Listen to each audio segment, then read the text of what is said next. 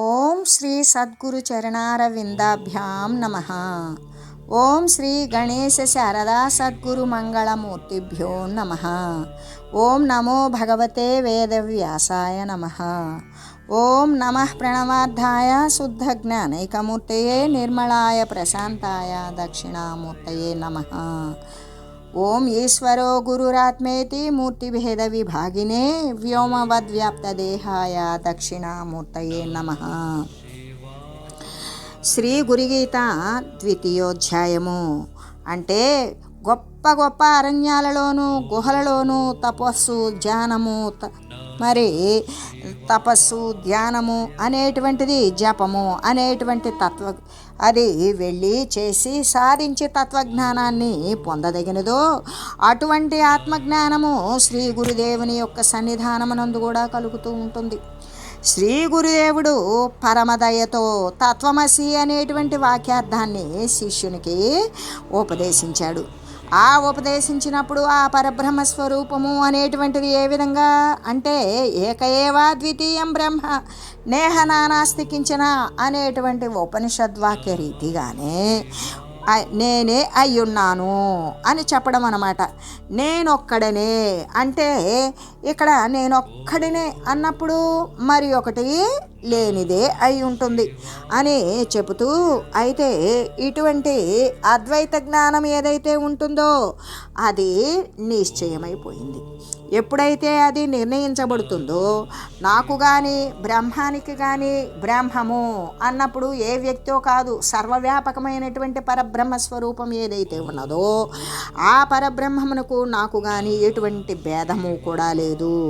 అంటే ఏకాద్వితీయ బ్రహ్మమునకు నేనే అని నిశ్చయపూర్వకంగా ఎవడైతే అభ్యాసం చేస్తాడో అటువంటి వాడు మరి పెద్ద పెద్ద అరణ్యాల మధ్యలో పొందదగినటువంటిది ఇక్కడనే అంటే శ్రీ సద్గురువుని యొక్క సన్నిధానమునందే ప్రాప్తమవుతుంది. కాబట్టి ఎవరైనా సరే ఎక్కడికో పోనవసరం లేనే లేదు. ఎందుకు అంటే శ్రీ గురువు దగ్గరనే అటువంటి జ్ఞాననిధి ఉన్నప్పుడు ఆ జ్ఞాననిధిని ఎవరైతే ఆ యొక్క శ్రీ సద్గురు చరణారవిందాలను ఆశ్రయించి ఉంటాడో, ఎవరైతే శ్రీ సద్గురుమూర్తి యొక్క కరుణను పొంది ఉంటాడో అటువంటి వానికి ఈ జ్ఞాననిధి అనేటువంటిది లభ్యమవుతుంది. ఈ విధంగా శ్రీ గురుదేవుని యొక్క కరుణ చేతవాడు పరమ ఆనందాన్ని శాశ్వతమైనటువంటి పరమ శీతలత్వాన్ని కూడా పొంది ఉంటాడు అని చెబుతూ, అంతేకాదు అభ్యాసాన్నిమిషేణైవ సమాధి మధిగచ్చతి ఆ జన్మజనితం పాప తత్క్షణాదేవ నశ్యతి.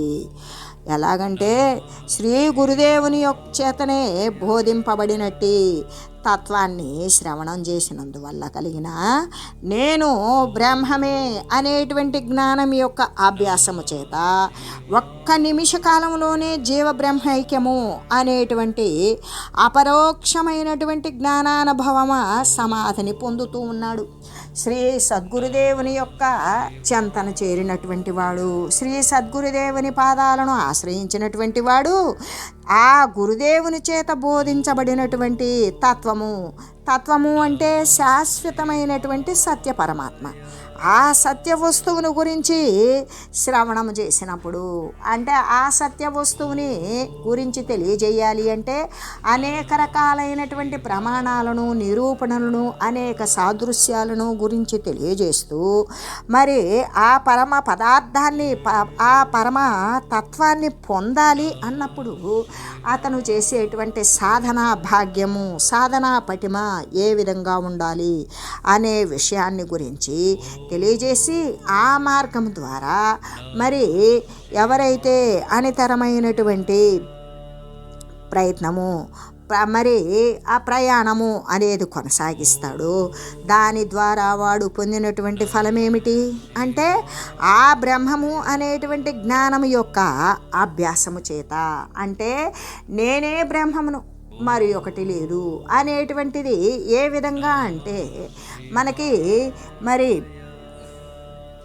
భ్రమర కీటక న్యాయములాగానే నేనే బ్రహ్మమును అని అనుకున్నప్పుడు, ఆ అనుకోవడము సాధనగా మారినప్పుడు నిర్విరామంగా సర్వకాల సర్వ అవస్థల యందు కూడా తాను అదే రూపము చింతిస్తూ జ్ఞానాన్ని అనుసరిస్తూ తత్వాన్ని విచారిస్తూ ఉన్నటువంటి వాడు ఆ రూపుగానే తయారైనట్లుగానే మరి జ్ఞానము యొక్క అభ్యాసము చేతనే ఒక నిమిష కాలము లోనే, అంటే అభ్యాసం అనేటువంటిది కొంత సమయం తీసుకోవచ్చు, కానీ ఆ యొక్క అభ్యాసం తర్వాత వాడు జీవబ్రహ్మైక్య స్థితి ఎప్పుడు పొందుతాడు అంటే అది పొందటానికి ఒక నిమిషం కాదు, ఒక క్షణకాలమే పట్టవచ్చు, అంతకంటే ఇంకా తక్కువగా కూడా పట్టవచ్చు. అది అంటే దాని యొక్క అభ్యాసము అనేటువంటిది, దాని యొక్క ప్రయాణము అనేటువంటిది, దానిని అనుసరించడము, తత్వజ్ఞాన విచారణము, ఇవన్నీ సమయం పడతాయేమో, కానీ అదంతా ముగిసిన తర్వాత వాటి యొక్క ప్రాప్తానుఫలము, వాటి యొక్క చేసినటువంటి వాని యొక్క ఫలితాన్ని అనుభవించేటప్పుడు తాను జీవస్థితి నుండి కూడా మరి వదిలివేసి పరబ్రహ్మతత్వాన్ని పొందడం అనేటువంటిది ఒక కనురెప్పపాటులోనే జరుగుతుంది. ఆ జరిగేటువంటిది అప్పుడేమవుతుంది?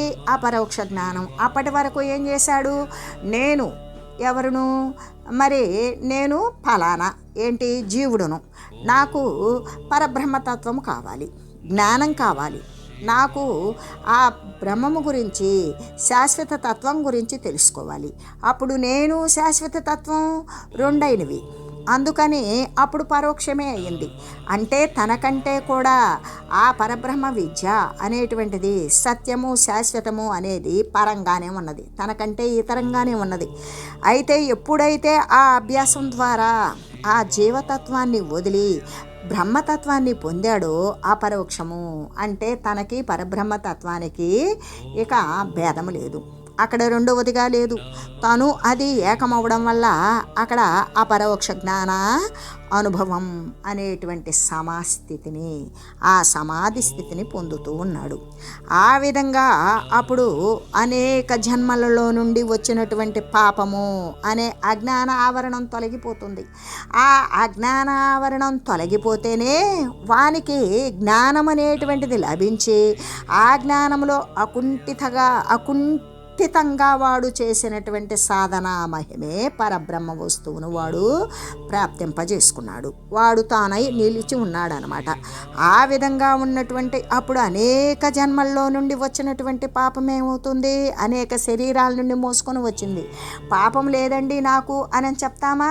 అస్సలు చెప్పలేం. ఎందుకు? పాపమే లేకపోతే మనకి శరీరం ఎందుకు? అసలు శరీరం రాదు కదా. ఈ శరీరంలో వచ్చినా కూడా మనం అనుకున్నటువంటి విషయాలు వదిలి పరోక్షంగా కాలానుగుణంగా అది ఇచ్చినటువంటి ఫలితాలను పొందుతున్నామంటే అందులో పాపమే చేశాం. పుణ్యమన్నా చేస్తే ఏదో సత్ఫలితాన్నైనా పొంది ఉండవచ్చు, కానీ మనకు ప్రతికూలమైన విషయాలే మనం అందిపుచ్చుకుంటున్నాము అన్నప్పుడు అది పాపం యొక్క ఫలితమే కదా. అంతో ఎంతో జ్ఞానం ఉండేటువంటిది మళ్ళీ వివేచన చేసుకొని నేను ఈ విధంగా ఉండవలసింది ఇలా ఉన్నాను అని వివేచన కలిగి ఉండడానికి ఎక్కడో ఒకంత జ్ఞానము అనేటువంటిది ఉండడం వల్ల ఆ వివేచనకి మూలమైనటువంటి మానవ రూపాన్ని నువ్వు మళ్ళీ ధరించావు. అంతేగాని సర్వము కూడా నీవు పుణ్యమే చేసుకొని వస్తే నీకు మహద్భాగ్యవంతమైనటువంటి జ్ఞాన ఆలోచనలు, మరి పరతత్వాన్ని గురించినటువంటి మార్గదర్శకత్వం ఉండేటువంటి శ్రీ సద్గురుమూర్తే లభిస్తాడు. కానీ ఇక్కడ కేవలం నువ్వు మానవుడివే అయి ఉన్నావు అంటే నీకు ఒకంత పుణ్యం ఉన్నది, కానీ నువ్వు పాపం చేశావు కాబట్టి ఆ పాపం అనేటువంటిది బాపుకోవడం కోసమే శ్రీ సద్గురుమూర్తి యొక్క సన్నిధానం. ఆ సామీప్యం చేరినప్పుడు నీకేమవుతుంది? పాపాలు నశించిపోవడమే కాదు, చివరికి శ్రీ సద్గురుమూర్తిని స్పర్శించినా దర్శించినా నీ పాపం అనే పంకెలం నశించిపోగా నీకు పుణ్యం అనేది ప్రాప్తించినప్పుడు, పుణ్యం మోతాదు అధికమైనప్పుడు అదేమవుతుంది? జ్ఞానంగా మారిపోతుంది. జ్ఞానంగా మారినప్పుడు అసత్యమైన వస్తువును పట్టుకొని నేను ఇన్నాళ్ళు సత్యమని భావించాను కదా, ఈ అసత్యాన్ని దూరీకరించుకొని సత్య వస్తువుని నేను ప్రాప్తించుకునేది ఎలాగా అనేటువంటి జ్ఞానం అధిగమించినప్పుడు పూర్తి విరక్తి జనిస్తుంది. ఏ వచ్చిపోయేటువంటి దేహాదులు అసత్యము అని తేలిందో వాటి పట్ల నీకు విముఖత్వం కలిగిపోతుంది. ఆ విముఖత్వం కలగడం వల్ల ఏమవుతుంది, అప్పుడు శాశ్వతంగా చిరంతనంగా స్థిరంగా ఉండేటువంటి సత్య వస్తువుని పొందడం కోసం ప్రయత్నం అనేటువంటిది ప్రారంభం అవడమే కాదు, అది వేగవంతం అవుతుంది. ఆ వేగవంతం అవడం వలన అప్పుడేమవుతుంది, వానికి ఆ అజ్ఞాన ఆవరణ అనేటువంటిది తొలగిపోవడం వల్లే ఆ వేగవంతమైనటువంటి జ్ఞాన మార్గంలో వాడు సమాధి అనేటువంటి స్థితిని తను జీవుడుగా ఉన్నటువంటి వాడు పరమాత్మ తత్వాన్ని పొంది ఆ యొక్క అది పొందాడు కాబట్టే వాని యొక్క ఆత్మ అనేటువంటిది పరమాత్మ తత్వం అయింది. ఏ విధంగా అంటే ఎప్పుడైతే తను చేసినటువంటి అజ్ఞానావరణం తొలగిపోతుందో జ్ఞానావరణం తీసుకెళ్ళి అక్కడ ఉంచుతుంది, పరబ్రహ్మం నందు నిలబెడుతుంది అని చెబుతూ, అందుకే అప్పుడు అనేక జన్మలలో వచ్చినటువంటి పాపము అనేటువంటి అజ్ఞానావరణ తొలగిపోయింది కదా. ఇక అప్పుడు ఆ ఒక్క జన్మతోటే వాడు కడతేరిపోయాడా, మరొక శరీరాన్ని తీసుకొని రావలసిన అగత్యం వానికి ఉండదు. ఎందుకు, వాడు జ్ఞానమునందు రూఢిపడి ఉన్నాడు కాబట్టి అని చెబుతూ, అంతేకాదు అనేక జన్మాలలో పుట్టినటువంటి పాపము అంటే తన యొక్క స్వస్వరూపము, తన యందు ఉన్నటువంటి సాక్షిత్వ స్వరూపము అనేటువంటి దానిని సాక్షాత్కరించుకోవాలి, సందర్శించాలి అనే జ్ఞానం అనేది లేకుండా పోతుంది. ఆ లేకుండా పోయినప్పుడు ఈ దేహేంద్రియాలు చూసే సత్యమని దృశ్యజనితమైనటువంటి విషయాదుల పట్ల భ్రాంతి పడి అప్పుడు అజ్ఞానము అనే దాని యందు వాడు కూరుకుపోయి మళ్ళీ శరీరాల యొక్క రాకపోకలు కొనసాగుతూ ఉన్నాయి అని చెబుతూ, అయితే ఇప్పుడు పాపాలన్నీ కూడా శ్రీ గురు దర్శనం వల్లే నశించిపోయినవి. ఎప్పుడైతే శ్రీ సద్గురుమూర్తి అన్నప్పుడు ఎటువంటి వాడు శ్రీ సద్గురుడు అంటే సత్తు, గురువు అంటే బరువు, భారము, గొప్పది, మహనీయత్వం అనేది ఉన్నది అనే కదా అర్థం.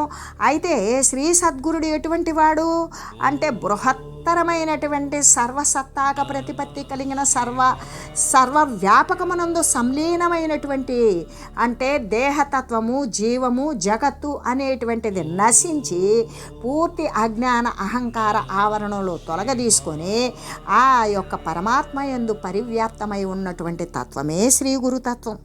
అటువంటి శ్రీ గురు యొక్క మరి దర్శనం ఎవరికి జరుగుతుందో అంటే అటువంటి సాక్షిత్వ స్వరూపంలో సర్వేక సమస్తములో చిచ్చక్తి స్వరూపంలో ఎవరికి ఎంత ఏ ఉపాధికి ఎంత అవసరమో దాని పరిమాణంలో సర్వమునందు సంలీనమై సర్వాన్ని సచేతనం చేసేటువంటి ఆ సౌజన్యమైనటువంటి సర్వవ్యాపక పరబ్రహ్మ తత్వం ఏదైతే ఉన్నదో అదే శ్రీ గురుతత్వం. అటువంటి శ్రీ సద్గురువుని మనసా వాచా కర్మణ త్రికరణ శుద్ధిగా తన యందు కూడా సాక్షాత్కరింపజేసుకున్నటువంటి వానికి అప్పుడు పాపాలు అనేటువంటివి ఉంటాయా? ఉండవు. అవన్నీ కూడా నశించిపోతేనే శ్రీ సద్గురుమూర్తి యొక్క దర్శనం అనేటువంటిది లభిస్తుంది. లేదు, దర్శనానంతరం దర్శించిన వెంటనే పాపాలన్నీ కూడా కొట్టుకుపోతాయి అని చెబుతూ, అంతేకాదు ఇక్కడ మరి కేవలము అజ్ఞానావరణ మాత్రమే అవశిష్టమై ఉంటుంది. ఏ విధంగా గురుదర్శనం వల్ల ఏమైంది, సర్వ పాపాలు నశించిపోయినవి. ఇక కేవల జ్ఞానము, ఇక అక్కడ ఏం మిగిలి ఉన్నది, కేవలము జ్ఞానం మాత్రమే నిలబడి ఉన్నది. ఆ నిలబడి ఉండడు ఎందుకు, అది శ్రీ సద్గురుని యొక్క ప్రభావం వల్ల, వీని యొక్క భక్తి విశేష మహిమ వలన. భక్తికి ఎంత విశేషమైనటువంటి ప్రభావం ఉంటుంది అంటే సద్గురుమూర్తి సందర్శనం జరగడమే కాదు, అప్పటిదాకా చేసినటువంటి పాపాలన్నీ నశించటమే కాదు, అవన్నీ కూడా నశించిపోయి జ్ఞానం మాత్రమే మిగిలిపోయేటువంటి స్థితిలో ఉండేటువంటిది అని చెబుతూ, అప్పుడు కేవలం జ్ఞానము మాత్రమే మిగిలి ఉంటుంది. అలా అన్ని సామాగ్రులు ఉన్నప్పటికీ కూడా దీపం వెలిగిస్తేనే కదా వెలుగుతుంది. ఏ విధంగా అంటే మనకి ఇప్పుడు ప్రమిద ఉంటుంది, ఒత్తి ఉంటుంది, మరి తైలం వేస్తాం, అన్నీ చేస్తాం, గాలికి కూడా అడ్డు పెట్టేస్తాం, కానీ అది వెలుగుతుందా? వెలగదు. కానీ అది ఎప్పుడు వెలుగుతుంది, మనం ఎప్పుడైతే అగ్నిశిఖను మరి దానికి అంటించాము, అప్పుడు మాత్రమే వెలుగుతూ ఉంటుంది. అలాగనే ఇక్కడ అన్ని సామాగ్రులు ఉన్నప్పటికీ కూడా దీపం వెలిగిస్తేనే వెలుగునట్లుగానే ఇక్కడ ప్రకాశం మాత్రం కనబడుతుంది. ఆ వెలిగినటువంటి దీపం కనపడుతుందా, దాని యొక్క వెలుగు చుట్టూ కూడా ఆవరించి చుట్టూ ఉన్నటువంటి వస్తుతని కూడా కనిపించేలాగా చేస్తూ ఉంది. కానీ చీకటి ఎక్కడికి పోయింది అంటే అది ఎక్కడికి పోయిందో అప్పటిదాకా ఏ వస్తువు కనపడలా, దీపం వెలగకముందు ఏ వస్తువు కనపడలా, అంతా చీకటి అంధకారప్రాయంగా ఉంది, ఒక్క వస్తువు కూడా కనపడలా. మరి అది వెలిగించిన తర్వాత దీపం ఏం చేస్తుంది, తాను ప్రకాశిస్తూ ఉన్నది తన చుట్టూ ఉన్నటువంటి వస్తువులను కూడా తన యొక్క ప్రకాశంలో చూసేటట్లుగా చేయగలిగింది. అంటే ప్రతి వస్తువుని కూడా కనబడేటట్లు చేయగలిగింది, ప్రతి వస్తువు కూడా ప్రకాశిస్తుంది అనే చెబుతూ, అయితే మరి ఆ చీకటి ఎక్కడికి పోయింది, అప్పటిదాకా ఆవరించుకుని ఉన్నది. అట్లాంటిది జ్ఞానము ఎప్పుడైతే అవతరించిందో అజ్ఞానము ఎక్కడికి పోయింది అని పోయినటువంటి అజ్ఞానాన్ని గురించి మనం తీయవలసిన అవసరం లేదు. జ్ఞానము వచ్చింది, దానిని ఉపయోగించుకొని మనకు కావలసిన రీతిలో దానిని వినియోగించుకుందాము అనే విషయంగానే, అంటే ఏ విధంగా ఆ ప్రకాశము అనేటువంటిది తమస్సుని చీకటిని దూరీకరించి బయలువెడలింది. ఏ విధంగా అంటే చీకటిని పూర్తిగా దూరం చేసి బయటకు వచ్చింది ప్రకాశం అనేటువంటిది. ఆ జ్ఞానాన్ని కూడా దానిని నశింపజేస్తూనే జ్ఞానం బయటకు వచ్చింది. ఆ విధంగా ఆ ప్రకారంగా చెబుతూ, అంతేకాదు సాధన చతుష్టయ సంపత్తి కలిగినటువంటి పురుషుడు శ్రీ గురువాక్యాన్ని బాగా శ్రవణం చేస్తాడు. ఆ చేసిన వాడు అవడం చేతనే ఒక్కసారి గనక వాడు మరి నేను బ్రహ్మమును అని మననం చేసినంత మాత్రము చేతనే నిమిష కాలంలోనే మహాపాప రూప తమస్సు అంతా కూడా తొలగిపోతుంది. జ్ఞానానుభవం అనేటువంటిది కలిగిన వాడే అవుతాడు. అయితే ఇక్కడ సాధన చతుష్టయ సంపత్తి అన్నప్పుడు 4 రకాలైనటువంటి సంపదలే తనకి ముక్తత్వాన్ని పరబ్రహ్మతత్వాన్ని అందిస్తాయి, ముక్తత్వాన్ని చెందిస్తాయి అని చెబుతూ, ఈ సాధన చతుష్టయ సంపత్తి అన్నప్పుడు నిత్యానిత్య వస్తు వివేకము, ఇహమూత్రార్థ ఫలభోగ విరాగము, సమాధి షట్క సంపత్తి, ముముక్షత్వము అనేటువంటివి 4 కూడా కలిపితేనే సాధన చతుష్టయము. ఈ సంపద ఏదో ఒకటి ఆవిష్కరిస్తుంది కదా, ఒక సంపద ఉన్నది అంటే మరొక దాన్ని మనం కొనుగోలు చేయగలుగుతాం. అలాగే అసలు నిత్యము అనిత్యము అనేటువంటి వస్తు వివేకము ఎటువంటివి అంటే, నిత్యమైనటువంటి వస్తువు పరమాత్మ తత్వమే, అనిత్యమైనది ఈ వచ్చిపోయేటువంటి ప్రపంచం ఏదైతే ఉన్నదో, ప్రపంచ కల్పితమైనటువంటి జీవోపాధులు ఏవైతే ఉన్నవో అవి అనిత్యము అని చెబుతూ, అంటే బ్రహ్మం ఒక్కటి మాత్రమే నిత్య వస్తువు, బ్రహ్మమును కంటే వేరైనటువంటిదంతా కూడా అనిత్య వస్తువే అని తెలియజెప్తుంది. అంతేకాదు ఇక రెండవది అయినటువంటి ఇహమూత్రార్థ ఫలభోగ విరాగము, అంటే ఈ యొక్క భూలోకము నందు కానీ పరలోకంలో ఉన్నటువంటి ఫలాలను కానీ అనుభవించాలి అనేటువంటి కోరిక కోసం పాపాలను పోగొట్టుకొని పుణ్యాలనుకి శ్రమిస్తూ ఆ పుణ్యఫలంగా స్వర్గాది లోకాలను అనుభవించటం. అటువంటి వాటి మీద కూడా ఈ స్వర్గ ఫలాలయందు భూలోక ఫలాలయందు ఈ శరీరంతో అనుభవించేటువంటి ప్రతి కర్మ ద్వారా సంపాదింపబడినవి, ఈ లోకంలో ఉన్నటువంటివి పుణ్యము వలన సంపాదించినటువంటి స్వర్గాది లోకాలు, ఈ విషయాల పట్ల కూడా మొత్తం కూడా కోరికను వదిలివేయటం.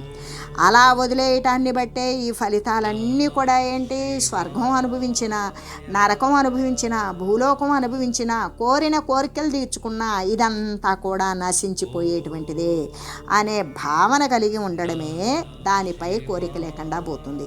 కోరిక లేకపోవడమే కాదు, ఆ విషయాలు మళ్ళీ తలంపుకొచ్చినప్పుడు ఏ విధంగా ఉంటుంది అంటే, తను విసర్జించినటువంటి వ్యర్థ పదార్థాల పట్ల ఎటువంటి ఏహ్యభావం కలిగి ఉంటుందో అలాగే తన యొక్క శారీరక మానసిక సంబంధమైనటువంటి వస్తుతతులను మళ్ళీ కోరి వాటిని అనుభవించాలి అనే విషయం మాత్రం వానికి ఉండదు. అని చెబుతూ, అంతేకాదు ఈ లోకమందు కానీ పరలోకమందు కానీ ఉన్న పదార్థాలు ఇవన్నీ నీచములే, తుచ్చములే అని నిశ్చయించుకొని వాటి పట్ల కోరిక అనేటువంటిది లేకుండా ఉండేటువంటిదే ఇహమూత్రార్థ ఫలభోగ విరాగము అని చెబుతూ, మరి మూడవది అయినటువంటి సమాధి షట్క సంపత్తి. మరి ఇక్కడ కూడా సంపద ఉన్నది. ఏ సంపద? 6 రకాలైనటువంటి ఐశ్వర్యాలు ఉన్నాయి. అవేంటవి అంటే శమము, దమము, ఉపరతి, తితీక్ష, శ్రద్ధ, సమాధానము అనేటువంటి 6 రకాల మార్గాల ద్వారా ఆ యొక్క విషయాన్ని, వైరాగ్యాన్ని దృఢపరుచుకునేటువంటి విషయంగానే శమము అంటే అంతఃకరణ నిగ్రహం, మనసు, బుద్ధి, చిత్తము, అహంకారము అనే 4 కూడా దానిని నిగ్రహించడం. మరి మనసుని శబ్దాది ఇంద్రియాల నుండి మరలించి శ్రవణ మననాదుల నుండి కూడా నిలిపివేసి మనోనిగ్రహం చేయటమే శమము అని చెప్పబడుతూ ఉంటుంది. మరి మనసు అనేటువంటిది ఏకాగ్రమైనటువంటి వృత్తి చేతనే తన యొక్క లక్ష్యమునందు స్థిరంగా నిలపటమే శమము అని కూడా చెప్పబడుతూ ఉంటుంది. అయితే ఇక దమము బాహ్యేంద్రియ నిగ్రహం చేయడం అంటే శ్రోత్రం, త్వక్కు, చక్షు, జిహ్వ, ఘ్రాణము అనేటువంటి ఏ జ్ఞానేంద్రియాలైతే ఉన్నవో వాటిని వాక్కు, పాణి, పాద, గుహ్య, పాయువులు అనే కర్మేంద్రియాలు 5 కూడా, ఈ జ్ఞానేంద్రియాలు, కర్మేంద్రియాలు 10 కూడా కలిపితేనే బాహ్యేంద్రియాలు అంటారు. అంటే బుద్ధిలో ఉన్నటువంటి దోషాలు నివృత్తించుకోవడం కోసం బ్రహ్మచర్యము మొదలైనటువంటి బుద్ధిని, గుణాల చేత బుద్ధిని శాసించాలి. అలా శాసించి నిగ్రహంగా ఉండడమే దమము అని చెప్పబడుతూ ఉంటుంది. అయితే ఇప్పుడు మూడవది అయిన ఉపరతి అంటే తనకి చేయవలసినటువంటి కర్మలు ఏవైతే ఉన్నాయో అవి శాస్త్రోక్త ప్రకారం చేస్తూ, మరి నిత్య నైమిత్తికమైనటువంటి కర్మలు కూడా కులధర్మ ప్రకారంగా చేస్తూ అదే సన్యాసము అనబడుతూ ఉంటుంది. అయితే సర్వే ధర్మాలు కూడా కర్తృత్వము అనేటువంటిది లేకుండా చేసినప్పుడు దానిని ఈశ్వరార్పణ చేసినటువంటి బుద్ధి ఏదైతే ఉంటుందో అదే ఉపరతి అని చెప్పబడుతూ ఉంటుంది. అంతేకాదు పరంపర చేత ముక్తికి సాధనములుగా ఉన్నట్టు కనపడుతూ ఉన్నప్పటికీ కూడా అవన్నీ కూడా విధిపూర్వకంగా త్యజించి వేయడమే సన్యాసము అని చెప్పబడుతుంది. కాబట్టి అంటే పరమాత్మకు దగ్గరగా ఉండడమే ఉపరతి అని చెప్పేటువంటి విషయాన్ని గురించి తెలియజేస్తూ, అంతేకాదు ఇప్పుడు తితీక్ష అంటే లోకంలో జనించినటువంటి ఏ సుఖదుఖాలైనా సరే ఎప్పుడెప్పుడు ఏది సంభవించినప్పటికీ కూడా వాటినంతటను కూడా అనుభవించి ఏమి కావాలి అని తలంచి మరి వర్తించడమే ఈ యొక్క తితీక్ష. అంటే తీవ్రమైనటువంటి ఇచ్చ చేత, ప్రారబ్ధ వశము చేత సంభవించినటువంటి ఆధ్యాత్మిక, అధిదైవిక, అధిభౌతికమైనటువంటి త్రివిధ తాపాలు కలిగిన దుఃఖాల నుండి చింతించక ఓరిమి కలిగి ఉండడమే ఆ తితీక్ష అని చెప్పబడుతూ ఉంటుంది అని తెలియజేస్తూ, ఓం మంగళం శ్రీ గురుదేవాయ మహనీయ గుణాత్మనే సర్వలోక శరణ్యాయ సాధురూపాయ మంగళం. ఓం లోకా సమస్త సుఖినో భవంతు. ఓం శ్రీ సద్గురు పరబ్రహ్మార్పణమస్తు. ఓం తత్సత్.